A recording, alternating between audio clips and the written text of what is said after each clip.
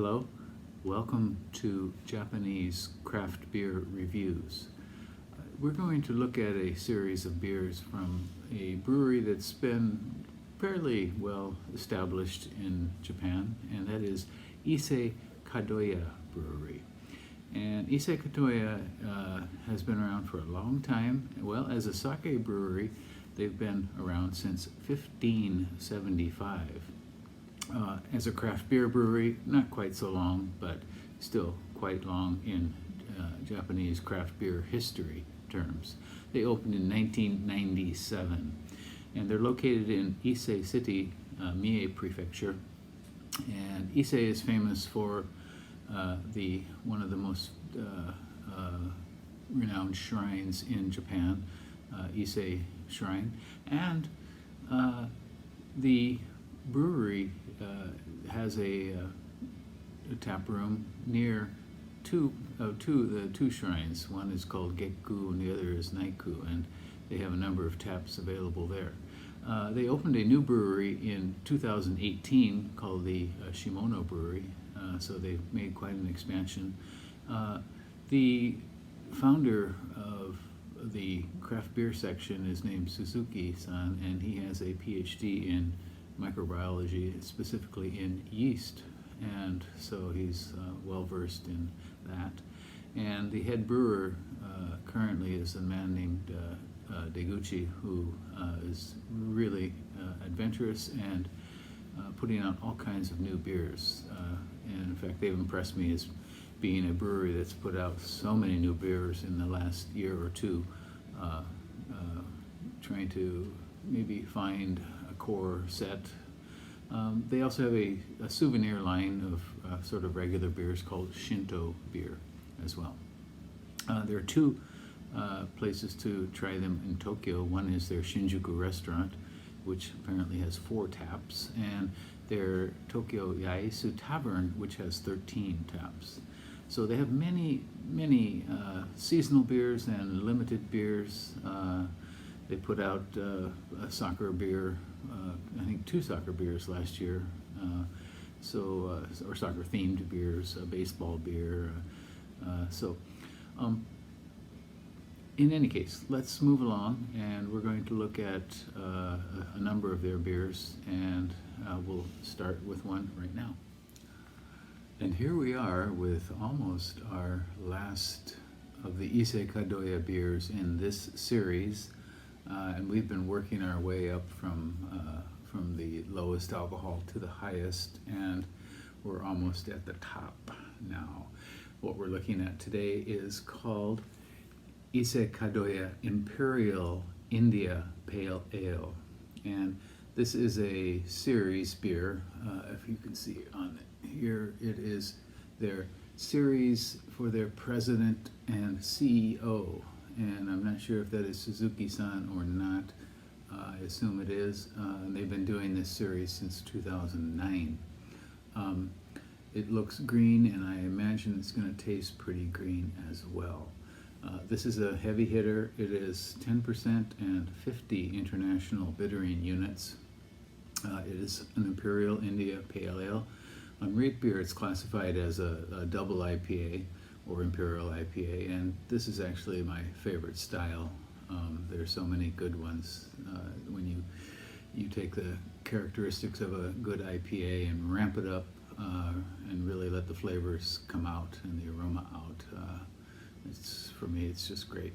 On Rate Beer, this one has 22 ratings, and the average is not terribly high, 3.55 out of 5, 80 percentile for all beers on Rate Beer, and 43% for its style, which is double IPA or Imperial IPA.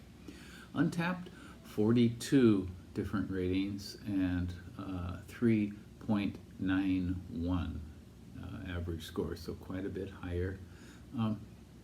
So this one has got about a year. Well, actually, it is good until May of this year, so I assume it was made in May or so of last year. 10%, 50 international bittering units. I don't have information on the hops in it. Wish I did. And in any case, let's try this one out.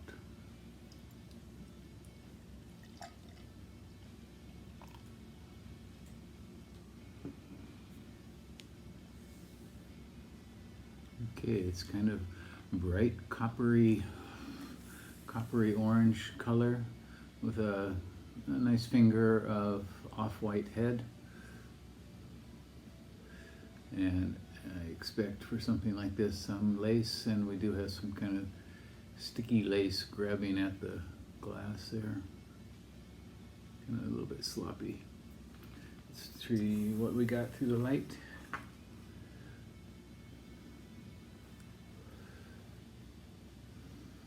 Okay, so it's not completely clear. You can more or less see through it, but it's got some heavy body in there for sure. Carbonation, what is it apparent here? Not terribly. All right, let's try the aroma.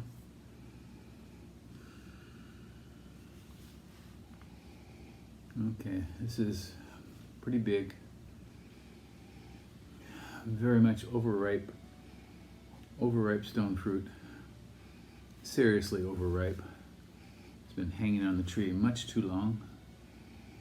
Kind of fermented. Some big caramel back there. And something mildly dank. This is big and rich.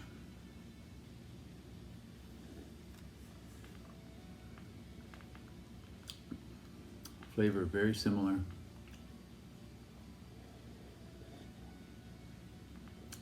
Tastes like a kind of stone fruit compote with apples added to it.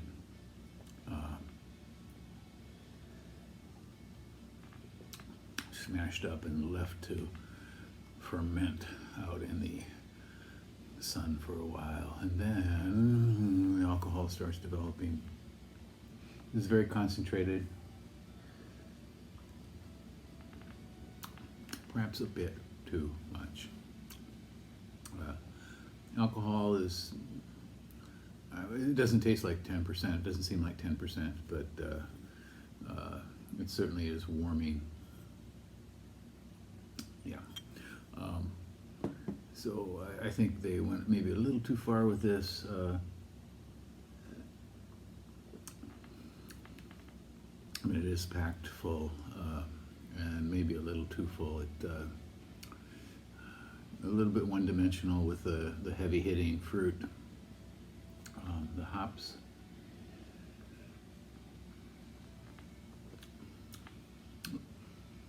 And they're noticeable in the aroma, but not in the flavor so much. Interesting. I'm not going to call this my favorite Imperial India Pale Ale by far, but it might be something you want to give a go to.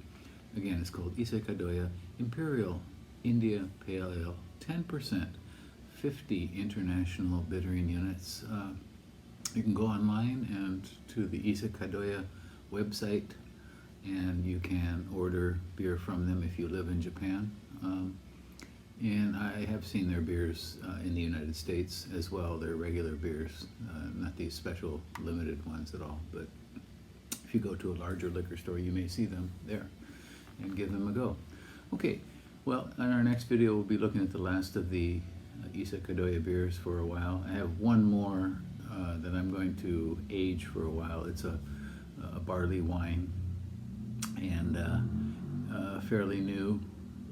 So I don't want to open it now. I think it'll probably be a little too hot, and so I'm going to put it away for perhaps a year or so, maybe longer, and see how it works out.